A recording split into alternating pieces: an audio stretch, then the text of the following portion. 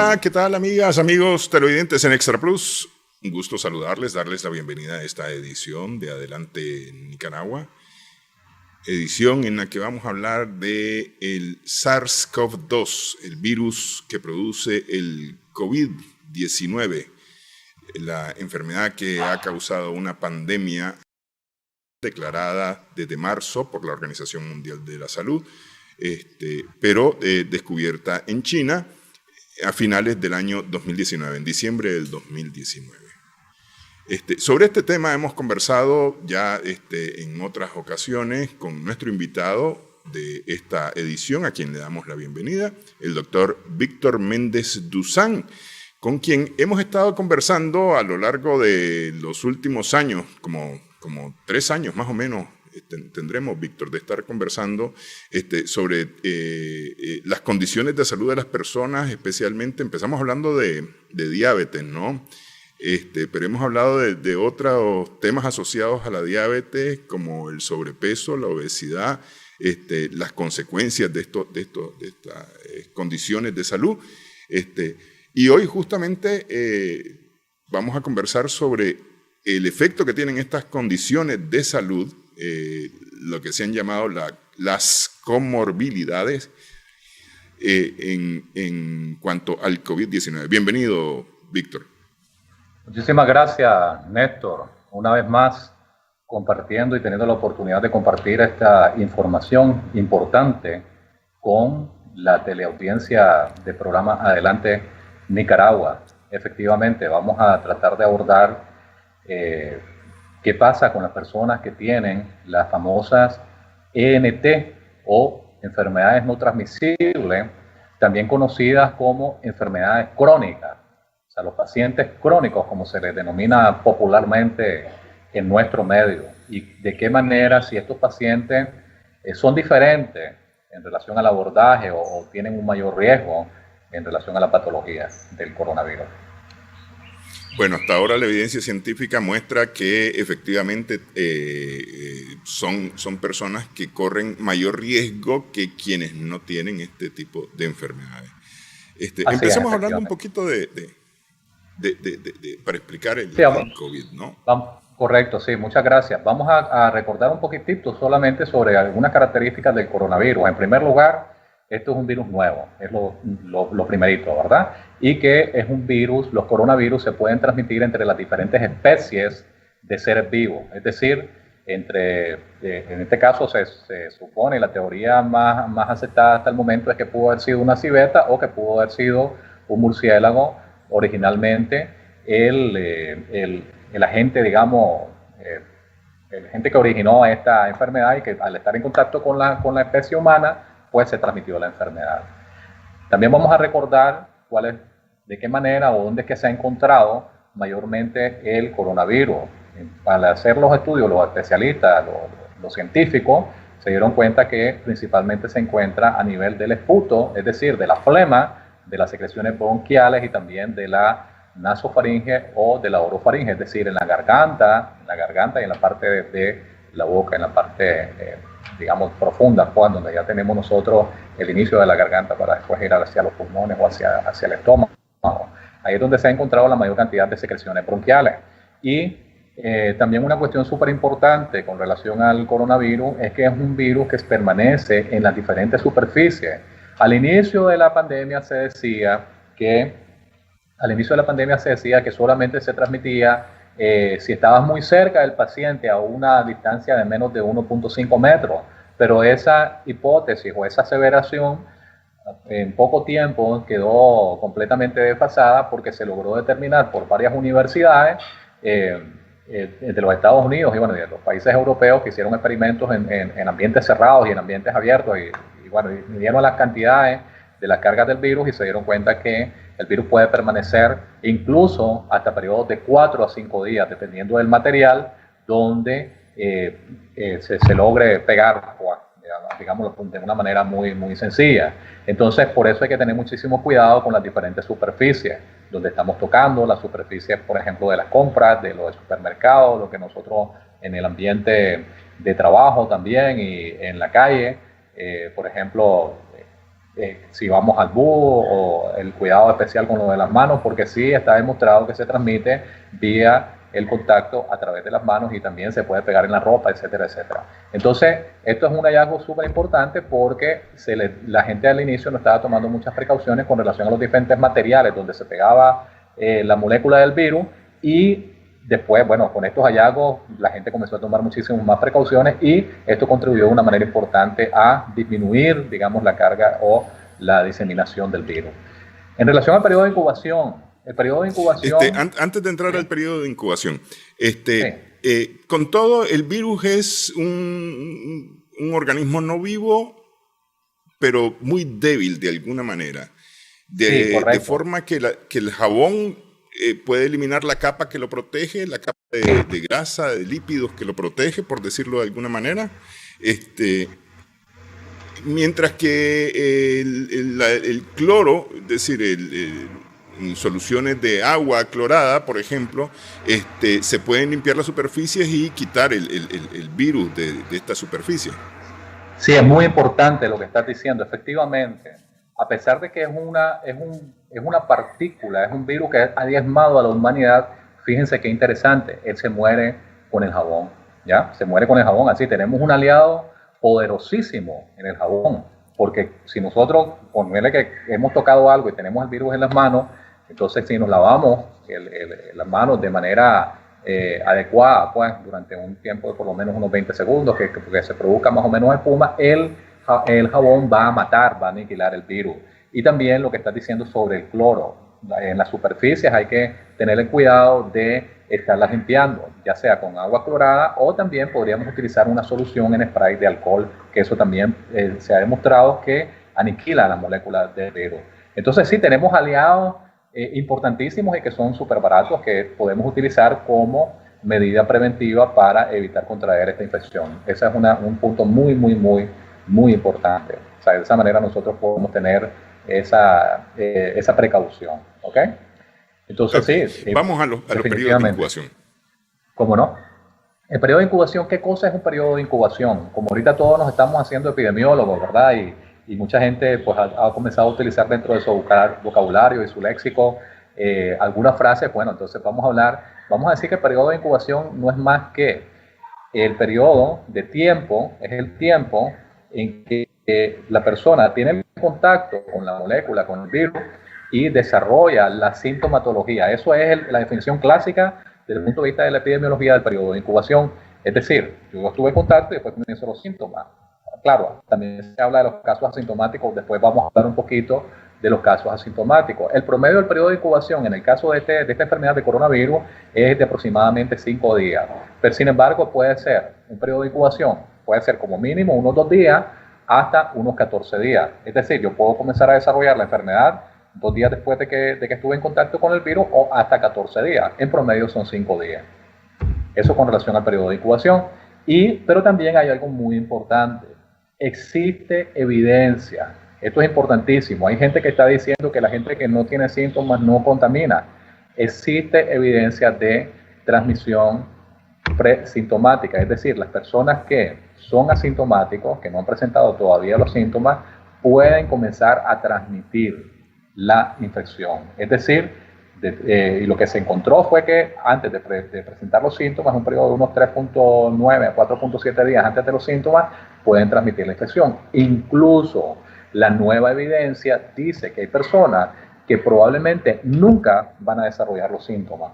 O sea, hay personas que nunca van a desarrollar los síntomas y sin embargo están con el virus. Se han hecho varios estudios interesantes en los Estados Unidos y en Europa. Incluso uno de los estudios que estuve leyendo fueron a un lugar donde están las personas, los homeless que le dicen, los desprotegidos, y les hicieron las pruebas a todas las personas que habían sido, que estaban ahí en el hogar, y encontraron hasta un porcentaje de 40% de personas que eran asintomáticas y que tenían el virus, ¿ya? Entonces, esto es súper interesante porque nos dice a nosotros en el rango de las personas asintomáticas con relación al virus, es decir, que nunca desarrollaron síntomas, pero que contrajeron el virus, anda entre el 10 hasta un 42% se señala en relación a los pacientes asintomáticos. Es decir, al momento todavía nosotros no podemos decir con certeza cuál es el nivel verdadero de contaminación, ni siquiera en los países más desarrollados, porque hay miles de personas que son asintomáticas.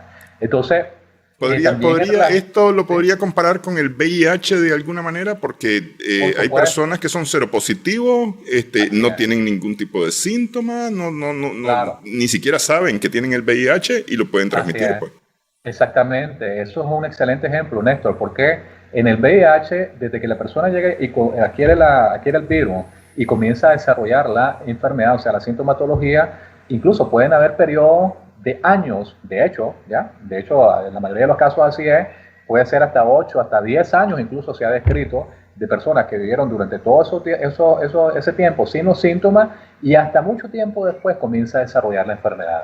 Incluso en la diabetes también uno puede comenzar a desarrollar los síntomas, pero ya, o sea, la enfermedad la tenés desde hace tiempo. En el caso de la diabetes, obviamente no hay una partícula infecciosa como un virus o una bacteria, pero sí el ejemplo del VIH es muy importante porque de esa manera podemos hacernos una idea de cómo es que también actúa este tipo de virus. Que este virus, pues, hay mucha gente que está asintomática, sin embargo, esa gente que está asintomática sí puede transmitir la enfermedad. Eso es muy importante también mencionarlo. Entonces, en relación a la diseminación viral que nosotros podemos encontrar en este virus, o sea, hasta cuánto tiempo puede la gente llegar a contaminar, entonces se habla de un periodo de hasta 21 días. O sea, los primeros estudios que salieron en Alemania sobre los pacientes que adquirían la enfermedad, desarrollaban la enfermedad, hasta cuánto tiempo esa persona va a transmitir la enfermedad, eso es una observación muy importante. Al inicio se decía que hasta 10 días, ahorita se maneja que por lo menos hasta 21 días esa persona puede estar diseminando el virus, puede transmitir la enfermedad. Llega un momento en que el sistema inmunológico, si sobrevive la persona, obviamente, que el sistema inmunológico de la persona ya contrarresta el virus y ya esa persona no es infecciosa, aún habiendo tenido la enfermedad. Pero sí hay un periodo de ventana importantísimo en que la gente transmite la enfermedad, que como te digo, va desde unos 10 hasta unos 21 días de transmisibilidad. Por eso es importantísimo que la persona con sintomatología o la persona que ha estado en contacto con alguien que ha tenido el coronavirus, que no se exponga o no exponga a otras personas, porque es un potencial transmisor durante bastante tiempo. Entonces, esto nos dice esta lámina, digamos, de una manera muy resumida. Y en el espectro de presentación clínica, eso quiere decir, esto es una lámina muy importante. ¿Por qué? Porque nos dice a nosotros que la mayoría de los casos son leves. Afortunadamente, gracias a Dios, la mayoría de los pacientes presentan una forma leve del coronavirus, hasta un 80%. Un 13.8% de los pacientes pueden llegar a desarrollar una enfermedad severa y los críticos hasta un 4.7%. En relación a la mortalidad en los pacientes críticos, los que se consideran ya que pasaron a ese periodo crítico, es decir, las personas que llegaron al ventilador, ese es el periodo o la presentación crítica de la enfermedad, en esos casos la mortalidad es altísima.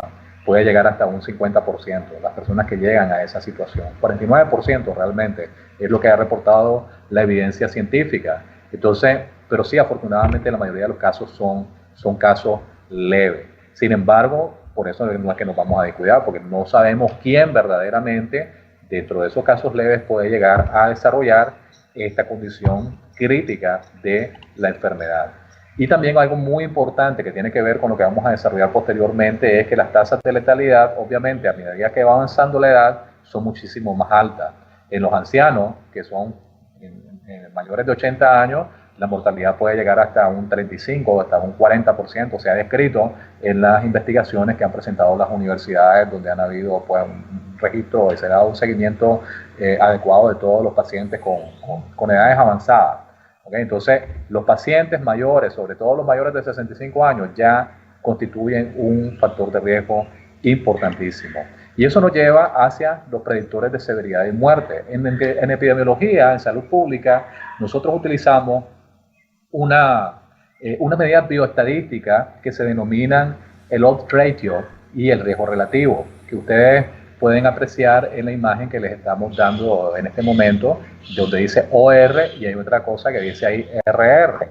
¿Qué quiere decir eso? Es el riesgo que tiene sobre una población por encima o comparativo en relación al resto de la población. Es decir, por ponerles un ejemplo, Las personas que tienen diabetes mellitus, ¿cuál es el riesgo relativo en relación a la severidad con el resto de las personas? Es de un 3%, o sea, tienen 3 veces más riesgo de desarrollar severidad, 3 veces más riesgo. Eso es importante. Si nosotros vamos a ver las personas que tienen una enfermedad renal crónica, por ejemplo, en el predictor de severidad, esta persona tiene hasta 6 veces más riesgo de desarrollar un cuadro severo en los pacientes con enfermedades renales crónicas, hablando de las personas con enfermedades, digamos, no transmisibles.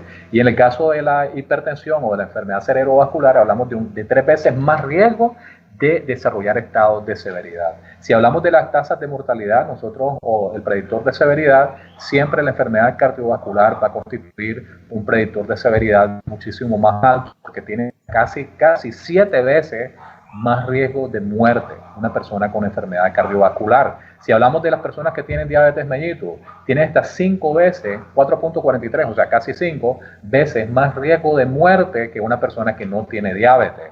En el caso de la hipertensión, igual, casi 5 veces más riesgo de muerte que una persona que no tiene hipertensión arterial. Y fíjense ustedes en esto interesante, la persona con más de 60 años que adquiere coronavirus tiene hasta casi 10 veces más riesgo de muerte que la persona que no tiene ese rango de edad. Entonces nosotros estamos viendo que incluso hay una cuestión comparativa interesante en relación a los factores de predictores, donde el cáncer incluso es más bajo que la diabetes, la hipertensión, la enfermedad cardiovascular y cualquier otra comorbilidad. Lo único que supera, estas enfermedades superan al cáncer en cuanto a los predictores de muerte. Y es muy interesante porque si nosotros vemos la tasa de las principales enfermedades en Nicaragua, pues esa lista que les acabo de mencionar, esa lista está vinculada con las principales causas de muerte en nuestro país también. Entonces hay que tener muchísimo cuidado, sobre todo si se sufren de estas condiciones. De los hallazgos clínicos y de laboratorio, pues lo más importante que se presenta es la fiebre, aunque no en el 100% de los casos, y la famosa tos seca. Sin embargo, también se presentan otros síntomas importantes. Uno de los principales, o los primeros, síntomas, de los síntomas iniciales es la pérdida del gusto y del olfato, pero podemos tener también diarreas, náuseas, cefaleas, rinorreas, o sea, secreción nasal, el ardor en la garganta, también la fatiga, el cansancio, obviamente porque tenés afectados los pulmones. Los exámenes de laboratorio, pues hay un montón, y tenemos también nosotros, pero dentro de los principales es la clínica inicial, que es donde se tiene que intervenir de una manera importante. ¿Qué es lo que hace especial al COVID? Bueno, en primer lugar, que es una enfermedad nueva y que no hay vacuna. No tenemos tratamiento, entonces el principal componente que se tiene que promover es el autocuidado. Sí, muy bien. Este es un rápido repaso por todo lo que se ha dicho sobre el COVID. Vamos a hacer una primera pausa y vamos a hablar acerca de las comorbilidades, es decir, todas estas enfermedades que representan un riesgo más alto que el que tienen las personas que no tienen una condición de salud afectada, digamos. Estamos conversando con el doctor Víctor Méndez Duzán.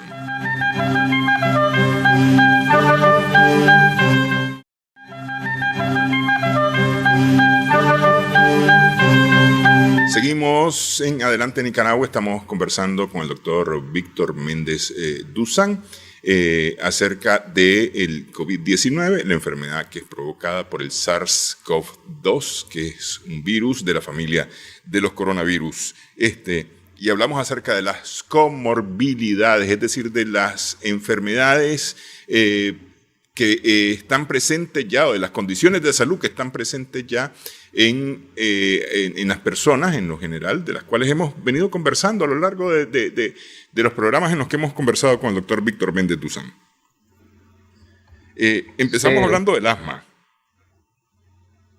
Sí, efectivamente, como ya acabamos de referir, hay determinadas condiciones de salud, patologías, enfermedades, que aumentan como factor predictor, constituyen un predictor de severidad, de desarrollar casos severos en relación al coronavirus, y también como predictores de mortalidad. Entonces tenemos una lista, digamos, básica de algunas patologías que ya están identificadas a través de diferentes estudios, como por ejemplo referencias del Centro de Control de las Enfermedades de los Estados Unidos y también del Centro de Control de las Enfermedades de China y europea, que nos hablan sobre los potenciales riesgos en relación a patologías específicas. Entonces, comenzamos hablando sobre el asma. ¿Por qué? Porque obviamente parte de la sintomatología que nosotros logramos observar y la afectación, una de las afectaciones más importantes que se da es a nivel de los pulmones, con la patología del coronavirus. Si ustedes tienen un paciente o han visto a alguien con asma, la persona con asma tiene mucha dificultad para respirar, sobre todo cuando tiene una crisis respiratoria.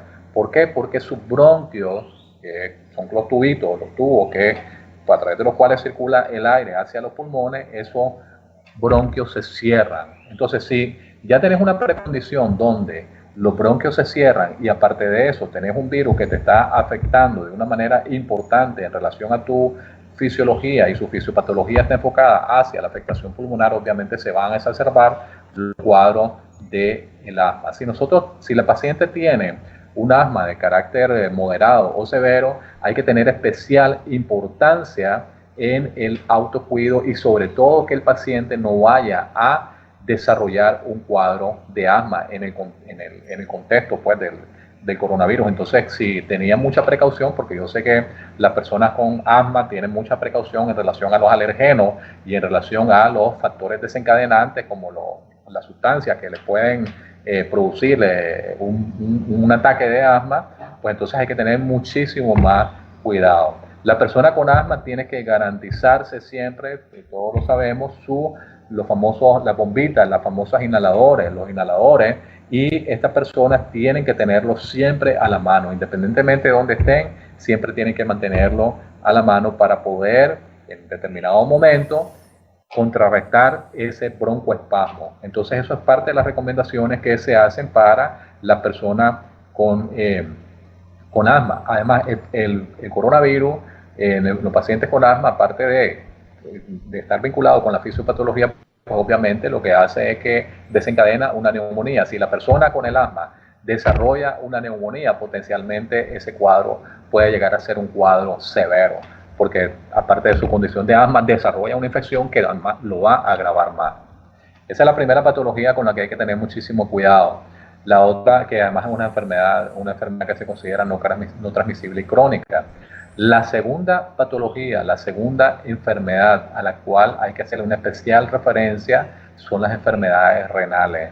Las enfermedades de los riñones, sobre todo si tienes enfermedades crónicas. Una enfermedad renal crónica es una persona que tiene enfermedad renal crónica, es una persona que tiene un riesgo aumentado, enorme. Ya habíamos mencionado en los predictores de severidad de la enfermedad, tiene hasta 5 veces de desarrollar un cuadro severo por encima de la población normal. O sea, el riesgo es 5 veces mayor en las personas que tienen enfermedad renal, sobre todo enfermedad renal crónica. Y el riesgo de mortalidad es, habíamos dicho, también igual hasta 5 veces el riesgo de muerte en relación a los enfermos renales. Y en relación a las personas que tienen esta enfermedad renal crónica, pues siempre tiene que seguir con su tratamiento con diálisis.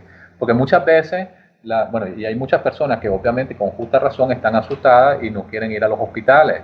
Entonces el paciente que tiene y que requiere diálisis siempre tiene que ir a hacerse su diálisis. Por supuesto, con todas las medidas de protección, con todas las medidas de seguridad. Si tiene que ir al hospital, se recomienda que vayan protegidos con sus mascarillas, con su protector facial, con su ropa manga larga, o sea, con todo lo que ya se ha recomendado y que la mayoría de la gente maneja. Es importantísimo que no dejen de ir a su tratamiento. No debe faltar a su tratamiento el paciente con enfermedad renal crónica. Y una cuestión bien importante es que se tienen que cuidar, en general, pero muy en particular, las personas con enfermedad renal crónica tienen que cuidarse con relación a la dieta. ¿Por qué? Porque no se desea que los pacientes con enfermedad renal crónica tengan algún nivel de complicación, sobre todo en este momento. En cualquier momento es importante, pero sobre todo en este momento, porque ya el hecho de estar hospitalizado también pues incrementa el riesgo de llegar a contraer la infección, y esto potencialmente puede aumentar también el riesgo de severidad y de muerte en los pacientes con enfermedad renal crónica. También es importante mencionar que los pacientes con enfermedad renal crónica, debido a su misma condición de enfermos, tienen una inmunosupresión, están más propensos a las infecciones. por las mismas características de su enfermedad. Entonces, si tenemos una inmunosupresión, es decir, nuestro sistema inmunológico está un poquito debilitado, pues obviamente el coronavirus va a aprovechar y va a agravar la condición de estos pacientes. Es necesario mencionar que muchas de las personas con enfermedad renal crónica en nuestro país y en todos los países del mundo tienen patologías agregadas o la enfermedad renal crónica es una consecuencia de otras enfermedades, como por ejemplo la diabetes. Muchas de las complicaciones de la diabetes como tal, una de ellas es la enfermedad renal crónica. Entonces hay que tener muchísimo cuidado. ¿Sí? Voy a decir una barbaridad tal vez, pero la mayoría de los medicamentos tienen efectos secundarios y es justamente riñones, hígado y a veces otros órganos los que más resienten el uso de los medicamentos, especialmente los antibióticos, que es lo que más se ha utilizado para el tema de coronavirus. Correcto. Sí, es cierto. Bueno, entiendo que la observación sería si es recomendable no usar antibióticos con estos pacientes o... No, solamente digo que esto complica más la condición de un paciente con estas condiciones, ¿no? Claro, sí, claro, por supuesto. Por eso la importancia y el mensaje que estamos tratando de transmitir es la importancia de la prevención, es la importancia de el autocuidado y sobre todo la importancia de incrementar las medidas de manejo en este tipo de pacientes. En este caso, si nosotros siempre tenemos que ponernos en la cabeza el concepto de riesgo-beneficio. Entonces, sobre todo en las pacientes con enfermedad renal crónica que requieren diálisis, ¿cuál es más el riesgo? ¿Es más el riesgo de no hacerse la diálisis o es más el riesgo de sí hacérsela? Entonces el paciente obviamente no puede dejar de hacerse la diálisis porque sin la diálisis el paciente no puede sobrevivir. Pero es necesario mencionarlo porque hay mucho temor, hay mucho miedo, hay pánico también dentro de muchas personas y muchas personas están dejando de repente de ir a los hospitales por este temor, pero en el caso de una persona con diálisis pues, que está recibiendo ese tratamiento tiene que continuarlo haciendo, o sea, siempre con las medidas de precaución porque si no el paciente se puede agravar por la falta de diálisis como tal. ¿Okay? Entonces sí, es muy importante lo que dijiste. Sí. Hay otra enfermedad dentro de las enfermedades crónicas que se parece al asma pero no es igual, que es el famoso EPOC. El EPOC es una sigla de una enfermedad que se llama la enfermedad pulmonar obstructiva crónica. Es una enfermedad que digamos, el clásico ejemplo es el ejemplo de las personas que han fumado durante muchísimo tiempo. Sus pulmones llegan a un momento en que comienzan a fibrosarse y que comienzan a no funcionar de una manera normal. No es igual que el cáncer. El EPOC es otro tipo de patología. Sin embargo, en el EPOC lo que sí está claro es que hay una restricción del flujo de aire. O sea, el aire no entra de manera adecuada en los pulmones y si no está entrando de manera adecuada, pues obviamente la saturación de oxígeno se puede llegar a disminuir. Y una de las principales complicaciones, como ya habíamos mencionado con el coronavirus, es que el coronavirus ataca a los pulmones, ataca a los alvéolos, que son la unidad básica estructural funcional de los pulmones. Si a la persona tiene un EPOC, va a tener menor capacidad de respuesta en relación a la patología del coronavirus. Entonces, las personas que tienen EPOC también tienen que tener cuidados especiales. En este caso, en la enfermedad pulmonar, pues esa misma fibrosis permite que ese oxígeno que está llegando a la persona pues, sea más restringido y si aparte de eso le agregas una infección respiratoria como las neumonías que se producen por el coronavirus, pues esto obviamente va a exacerbar o a incrementar el riesgo de severidad en los pacientes que tienen este tipo de problemas. El oxígeno no va a pasar. Si en las personas normales, vos podés encontrar que las personas normales que llegan a contraer el coronavirus, digamos normales que no tienen este tipo de patología, obviamente, ¿verdad? Las personas pueden llegar a saturar oxígeno por debajo de 90, 85, o sea, y esas personas con sus pulmones que no tienen el EPOC o no tienen el asma, incluso se ven con una dificultad importantísima en cuanto a su función respiratoria. ¿Cuánto es lo que tiene que estar saturando normalmente una persona? Una persona sin ningún tipo de problema normalmente tiene que llegar a saturar por encima de 96, 98 en relación al oxígeno. Ahorita se han puesto de moda los famosos pulsoxímetro que se pone en el dedito y uno puede saber cuánto es lo que está saturando de oxígeno. Entonces, en este caso, el EPOC lo que hace es que ese oxígeno que llega a la célula, la saturación de oxígeno es eso, el oxígeno que llega a la célula pues se va a disminuir de una manera importante y el paciente puede ver agravados los síntomas del EPOC y por supuesto una complicación a través de las neumonías que produce el coronavirus. Entonces, en los pacientes con fibrosis y con el EPOC, pues obviamente hay que tener un cuidado también muy especial. La otra patología importante. Antes de entrar a esta otra patología que es muy importante, es la diabetes, que además está asociada al sobrepeso, a la obesidad y trae Correcto. una serie de complicaciones en las condiciones de salud. Antes de entrar a ella, vamos a hacer una pausa. Regresamos en breve. Estamos conversando con el doctor Víctor Méndez Duzán.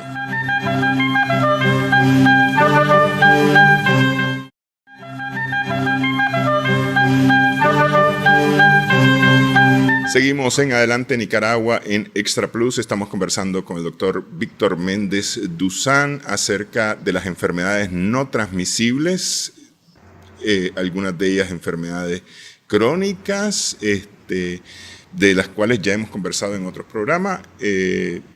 Vamos a hablar ahora de otras enfermedades, ya mencionamos algunas, vamos con otra, una de ellas la diabetes, de la cual con el doctor Víctor Méndez Duzán, decía yo al inicio del programa, empezamos esta serie de programas justamente para alertar a la población acerca de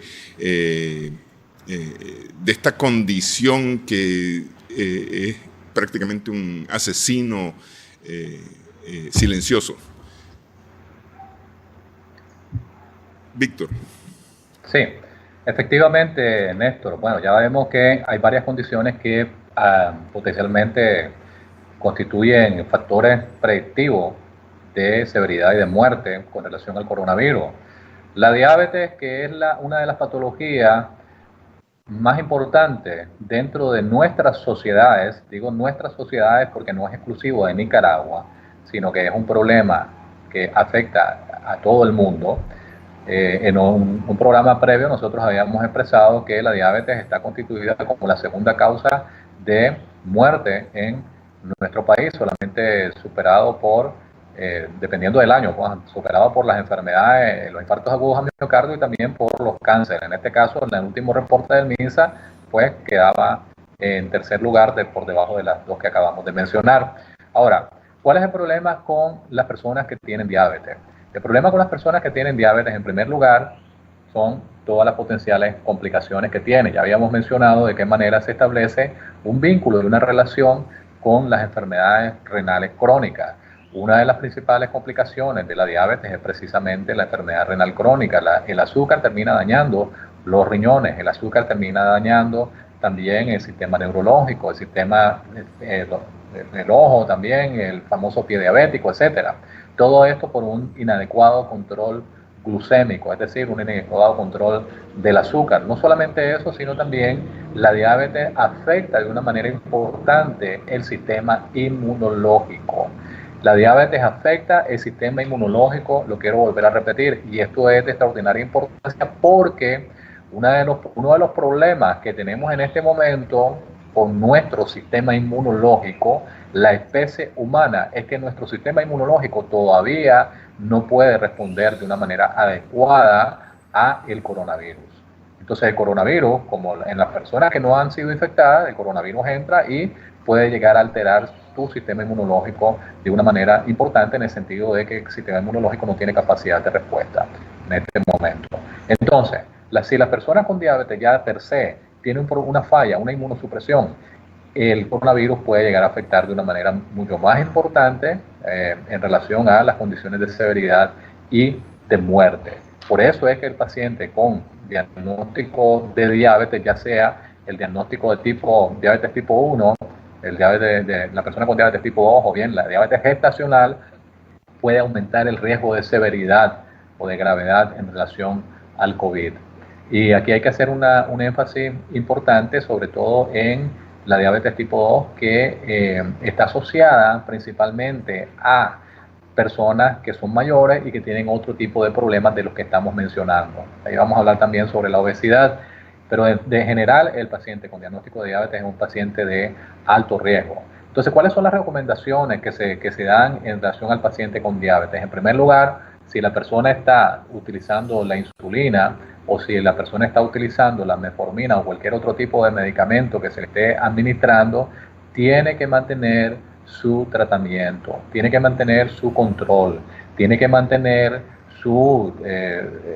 la disponibilidad de estas sustancias que permitan que tenga su control glucémico, pero también en el caso de la persona con diabetes es un excelente momento a su control glucémico si no lo ha seguido de una manera adecuada. Es decir, siempre es importante el control de la comida, el control de los alimentos que estás consumiendo, porque incluso en una condición sin coronavirus estamos claros que uno de los principales problemas en relación a las personas con diagnóstico de diabetes es la calidad de comida que se consume y también la calidad de actividad física que se mantiene en relación a su padecimiento. Ahora, estas dos recomendaciones en relación a la calidad de la comida y la calidad de la actividad física que se hace, no necesariamente van para las personas con diabetes, van para todo el mundo. ¿Por qué? Porque está demostrado que una persona que tiene un régimen de actividad física, ya sea un régimen de actividad física moderado, aunque sea leve, igual su sistema inmunológico es diferente.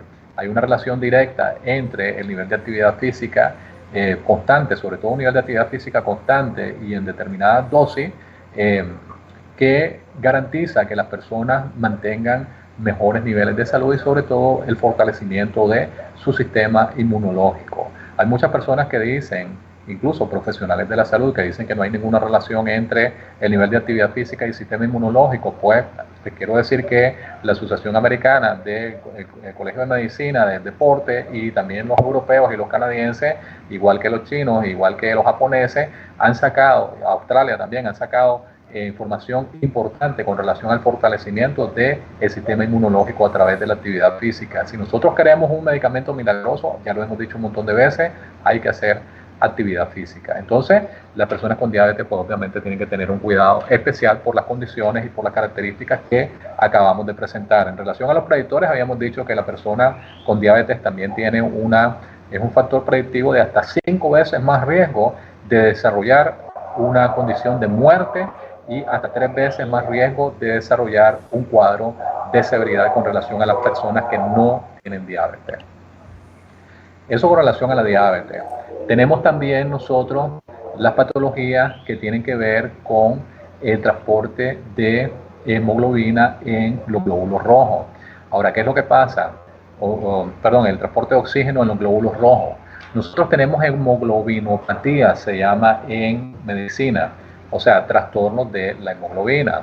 Un ejemplo sencillo de una hemoglobinopatía podría llegar a ser una anemia. Las personas con anemia van a tener más problemas también con el coronavirus. En la imagen que ustedes están observando en este momento pueden ver la gráfica de un glóbulo rojo y también la gráfica de la molécula de la hemoglobina.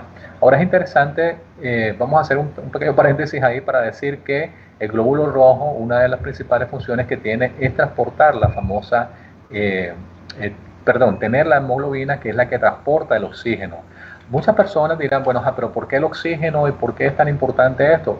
Bueno, la base de la importancia del oxígeno es que el oxígeno constituye, digamos, una de los componentes, o quizás uno de los componentes más importantes para mantener la vida, porque es a través del oxígeno que se desarrollan los procesos para la generación de energía en todas las células y en todos los tejidos de nuestro organismo. Si nosotros tenemos alteraciones en relación a las cantidades de hemoglobina que tiene nuestro glóbulo rojo, pues el glóbulo rojo no va a poder captar de una manera adecuada el oxígeno y entonces va a exacerbar el problema del coronavirus, que per se nos da una condición en la cual nuestra saturación de oxígeno a través de las neumonías y a través de la infección que produce a nivel pulmonar, pues se va a reducir de una manera importante. Si aparte de eso tenemos un problema con los glóbulos rojos que no transportan el oxígeno de una manera adecuada, pues se va a exacerbar la condición de gravedad.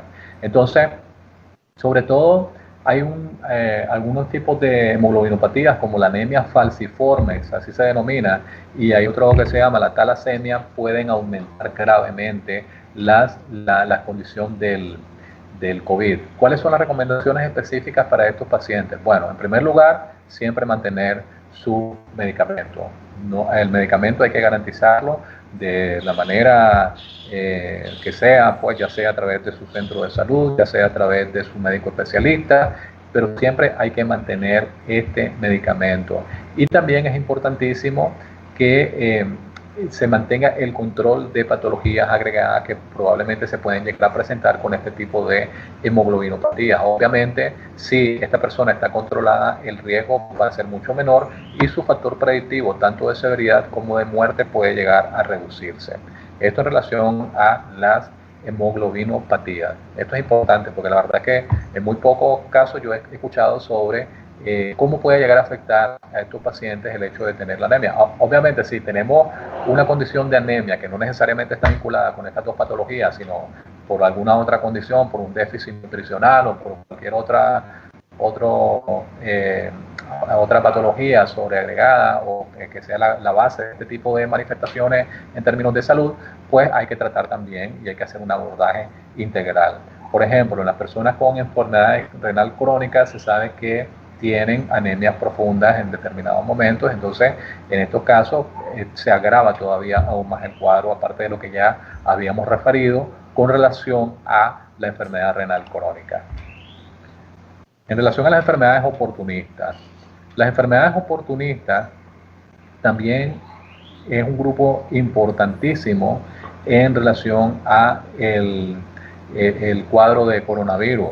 Y dentro de las enfermedades oportunistas o las bases de las enfermedades oportunistas, ya lo mencionaba Néstor hace un rato, si lo podíamos comparar con el HIV o con el virus del VIH, que posteriormente va a llegar a desarrollar el SIDA. Obviamente sí, las personas con VIH, viviendo con el virus del VIH, tienen que tener especial importancia. ¿Por qué? Porque este virus va directamente al sistema inmunológico. Por eso se llama el virus de la inmunodeficiencia humana. El virus de la inmunodeficiencia humana, eso es lo que significa VIH. ¿Qué es lo que produce el VIH? Bueno, al tener un sistema inmunológico con déficit, todas las infecciones oportunistas, ya sean bacterianas, virales, por los diferentes gérmenes que nosotros podríamos ver en el ser humano, todas ellas pueden llegar a manifestarse en los pacientes. Y obviamente el coronavirus pues no va a ser la excepción. Si tenemos un sistema inmunológico ya per se disminuido y debilitado, el coronavirus va a encontrar ahí un campo muy importante para poderse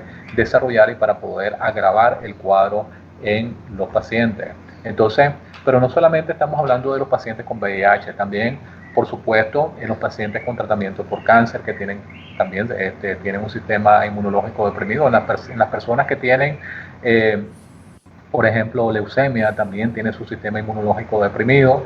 Sí, pero mencionamos el VIH porque es un ejemplo que quizás para ponerlo como referencia pues se entiende mucho mejor, pero las personas que viven con pacientes que tienen cáncer o los pacientes que tienen cáncer o los pacientes que están con este tipo de diagnóstico pues tienen que tener obviamente un cuidado muy, muy especial.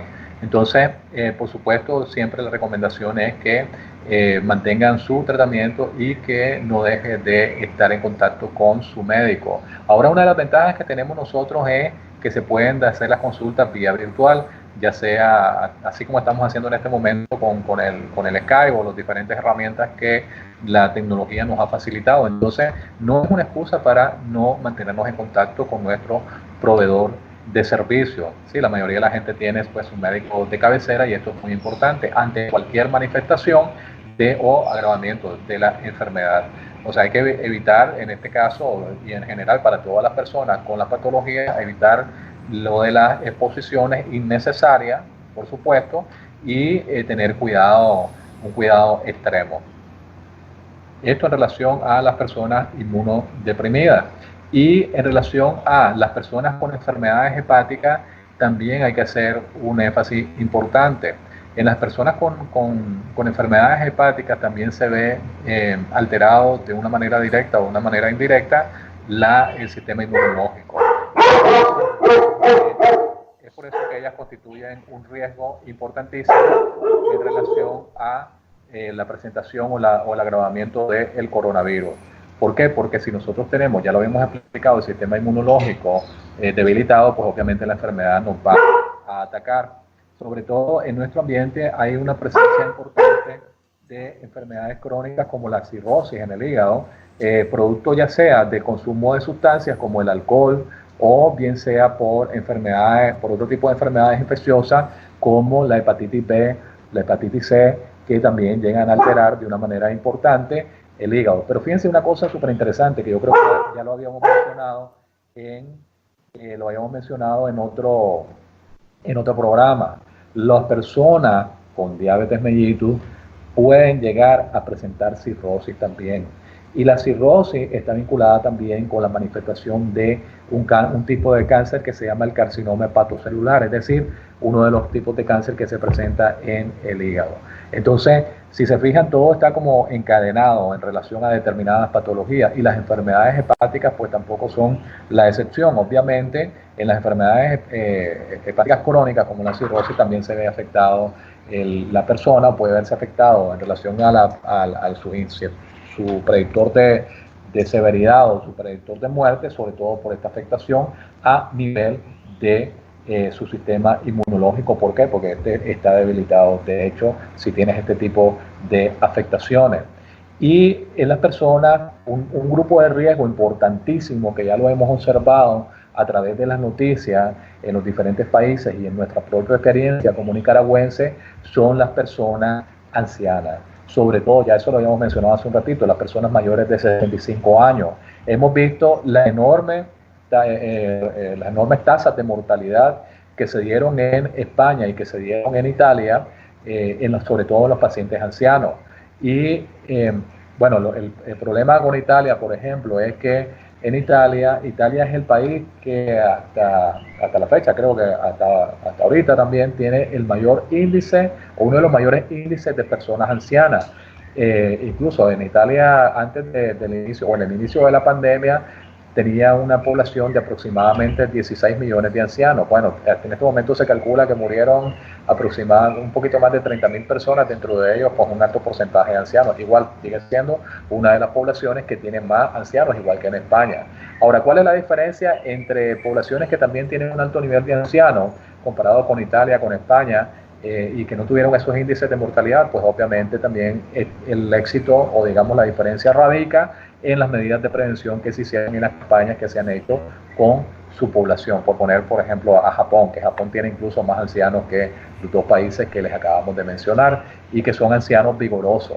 Usted va a Japón y usted va a ver personas de 80, 85 años que andan escalando montañas y montes y andan haciendo ejercicio, tai chi, toda esta cosa. Entonces, claro, el hecho de ser anciano va a tener sus diferentes variantes. Si sos un anciano activo, si sos una persona que no tenés ningún nivel de actividad física y que está comiendo mal, obviamente el riesgo se incrementa si no tenés esta serie o no has tenido esta serie de cuidados. Ahora también, desde el punto de vista médico, se habla sobre el sistema, el simple hecho de tener más de 65 años también disminuye la posibilidad de que tu sistema inmunológico esté fortalecido.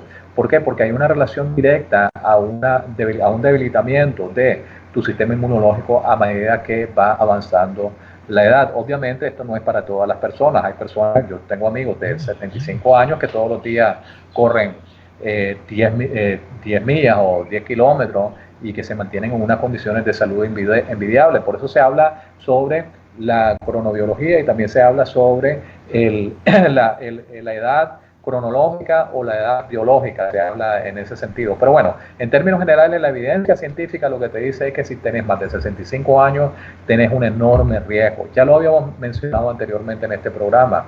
Las personas mayores de 65 años tienen como un factor predictivo de mortalidad hasta 10 veces más riesgo de llegar a morir si te da coronavirus que las personas que no tienen esos rangos de edad. Entonces, aquí estamos hablando que este es el principal, el hecho de ser mayor de 65 años es el principal factor predictivo en cuanto a grados de severidad y en cuanto a grados de mortalidad. ¿Por qué? Porque por lo mismo que acabamos de explicar. Entonces, ¿Qué se tiene que hacer con las personas mayores de 65 años? Cuidados súper especiales.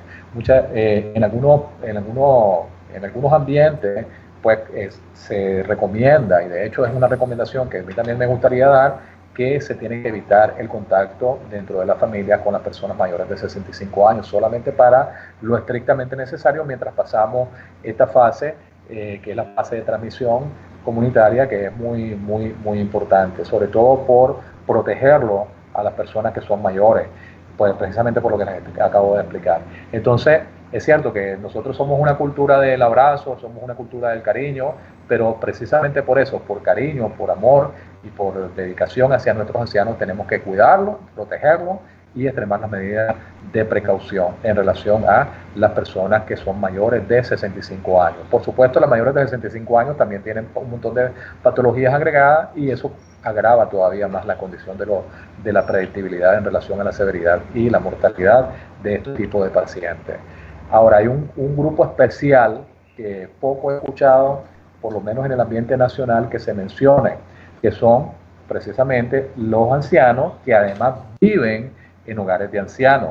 En Nicaragua hay algunos hogares de ancianos, algunos que son privados y otros que son que trabajan a través de ayuda social o también a través de la ayuda del Estado. Estos hogares de ancianos tienen un alto nivel de riesgo. Nosotros vimos imágenes dramáticas de España y vimos también imágenes dramáticas de Italia, donde los hogares de ancianos, que son bastantes, ahí sí tienen bastantes hogares de ancianos, ahí la mortalidad fue enorme.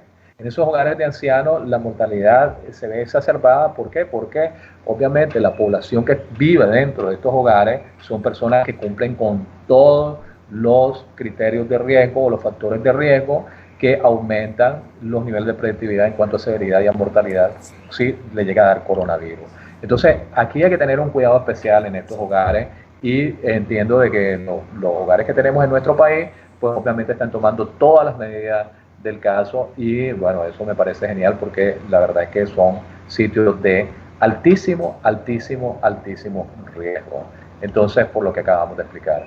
Las personas con coronariopatías o personas que tienen problemas del corazón también son un grupo importantísimo si llegan a padecer de coronavirus. Habíamos dicho también que andaba el factor predictivo aproximadamente por 5%, perdón, un 5 veces más riesgo de llegar a tener un cuadro de desenlace fatal que en relación a una persona que no tenga una coronariopatía. La recomendación siempre van a estar enfocadas hacia el garantizar la medicación en el caso de las personas que tienen este tipo de problemas. O sea, si estás tomando un medicamento para el corazón, nunca tienes que permitir que te falte. Siempre hay que mantener ese suministro de medicamentos, siempre hay que mantener ese suministro de pastillas en tu casa o lo que estés tomando para evitar dejar un periodo de ventana que me lleve a complicar a este tipo de pacientes. Obviamente, si este tipo de pacientes tienen también o están asociados con en la mayoría de los casos con cuadros de hipertensión. Esa hipertensión tiene que manejarse con medicamentos. Ha habido mucha polémica en relación al uso de sustancias naturales para ayudar a prevenir la infección. En la mayoría de los casos, bueno, los té, las infusiones y todo esto pueden ayudar de alguna manera, digamos, a fortalecer quizás las medidas, pero sin embargo no hay que decir de que esto los va a curar. Esto es importantísimo, ¿sí? Porque muchas veces la gente está viendo lo del eucalipto como la salvación y eso no es así. Es más importante que te estés tomando tus pastillas para la hipertensión, tus pastillas para el corazón, para que no vayas a desarrollar una complicación. Un paciente con enfermedad coronaria o con hipertensión tiene más riesgo de ver agravado su cuadro respiratorio, ¿sí? Porque el corazón como tal es una bomba y si esto no está funcionando bien, no vas a bombear suficiente oxígeno en este tipo de pacientes por las mismas condiciones de la restricción del oxígeno que hay a nivel pulmonar con el coronavirus. Y ya para ir finalizando, Néstor, hay que hacer una cápita especial en relación a la obesidad. ¿La obesidad es una enfermedad o es una condición? Hay un planteamiento.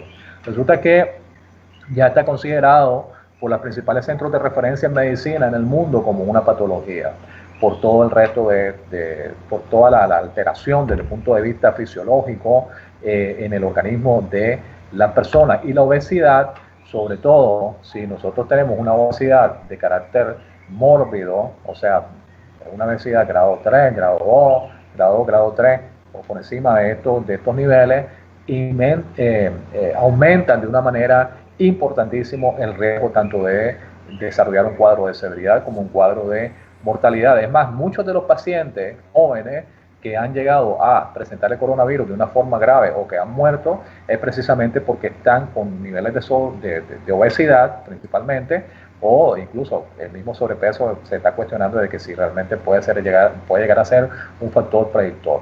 Ahora, en relación a la obesidad también es importante considerar lo siguiente: las personas obesas tienen dificultad para respirar por su misma condición de obeso, y normalmente las personas obesas tienen una condición que se llama el síndrome de distrés respiratorio, que pueden llegar a desarrollar el síndrome de distrés respiratorio agudo, y esto asociado con las posibles neumonías que te dé el coronavirus, obviamente te va a llegar a ocasionar un cuadro que puede llegar a ser un cuadro verdaderamente complicado. Entonces, estas personas, pues por lo menos evitar que se pongan, sobre todo si además de eso tienen otras condiciones agregadas como la diabetes y todo lo que acabamos de mencionar, y aparte de eso, si tenés más de 40 años.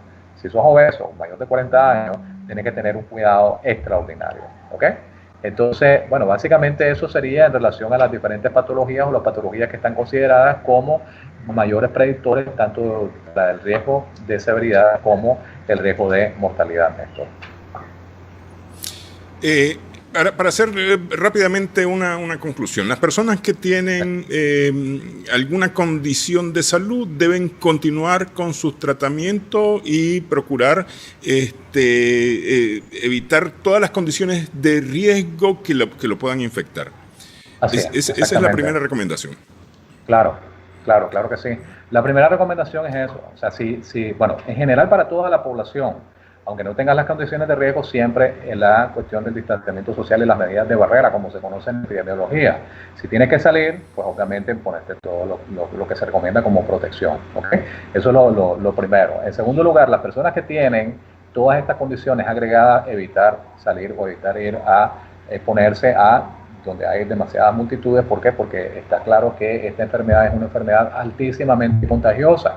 Aunque vimos que la mayoría de los casos desarrollan un cuadro leve, sin embargo, si ya tienes condiciones sobreagregadas, la mortalidad puede llegar a ser del 50% si te llega a dar un cuadro de severidad. Si tienes factores de riesgo como los que acabamos de plantear. Entonces, si tienes este tipo de factores de riesgo, pues obviamente todas las medidas del caso en relación a la protección. El uso de las mascarillas, el uso de protectores faciales, el lavado de manos constante, el uso de alcohol gel, si lo vamos a utilizar, sobre todo que sea una concentración que tenga más de 70% si vamos a utilizar el alcohol, y las soluciones cloradas para limpiar la superficie, como efectivamente vos lo hayas mencionado. Ok, eso digamos, para las personas en general, y aplica con mucha más razón a las personas que tienen alguna condición de salud ya complicada. Claro. Muy importante, me parece, doctor Méndez Duzán, no automedicarse, buscar, ante cualquier síntoma, buscar un médico. Es correcto, eso es algo de extraordinaria importancia lo que estás mencionando, Néstor. Ahorita yo he visto que, es más, de hecho, nosotros vamos a ver que hay un fenómeno importante en relación al abastecimiento en la farmacia. Y resulta que hay muchos medicamentos que prácticamente se han agotado, se han escaseado, y la gente los anda buscando como una manera profiláctica, preventiva. Incluso algunas personas están tomando acitromicina de una manera preventiva. Eso no se tiene que hacer. Ya, primero porque desabastecer el mercado a nivel nacional, y para cuando se necesite verdaderamente, pues no, las personas que lo requieren pasan una situación bastante importante en términos por la escasez que se produce. Entonces, pero aparte de eso, hay en relación a la medicación, los medicamentos, todos los medicamentos, incluso el acetaminofén, que es uno de los más inocuos, es decir, de los más benevolentes, también pueden llegar a producir reacciones adversas. Y también pueden llegar a producir interacciones con otros tipos de medicamentos. Es decir, te puede complicar por tomar determinado tipo de medicamentos. Los medicamentos no son inocuos. Todo medicamento tiene su reacción. Todo medicamento puede llegar a complicarte. Entonces, es importante la no automedicación. Hay un montón de médicos que están ofreciendo consulta virtual. Puedes hacer la consulta virtual. Claro que sí, por supuesto. Entonces, si ya tienes tu médico de cabecera, aprovechemos las nuevas tecnologías. Aprovechemos el Skype, aprovechemos el Google Meet, aprovechemos el Zoom, aprovechemos el WhatsApp. Todo el mundo tiene WhatsApp, todo el mundo puede en determinado momento, si se siente que necesita medicación o necesita un abordaje médico profesional, contactar a su médico de preferencia para efectivamente pedir recomendaciones que estén avaladas por un nivel científico. Pero la automedicación definitivamente no se recomienda. Sí, bueno, ese me parece que eran los puntos más importantes para tomar. Quiero agradecerle, doctor Víctor Méndez Duzán, que haya estado con nosotros en esta ocasión. Muchísimas gracias a ustedes, Néstor. Continuando con estos temas con los que hemos venido conversando a lo largo, no son 3 años, 4 años tenemos de estar conversando sobre estos temas, doctor. Ya tenemos un tiempito, sí señor. Sí. Bueno, muchísimas gracias. Bueno, muchísimas gracias y feliz día. Igual. Gracias también a nuestras amigas, amigos televidentes por su sintonía. Esperamos que el programa haya sido de provecho para usted.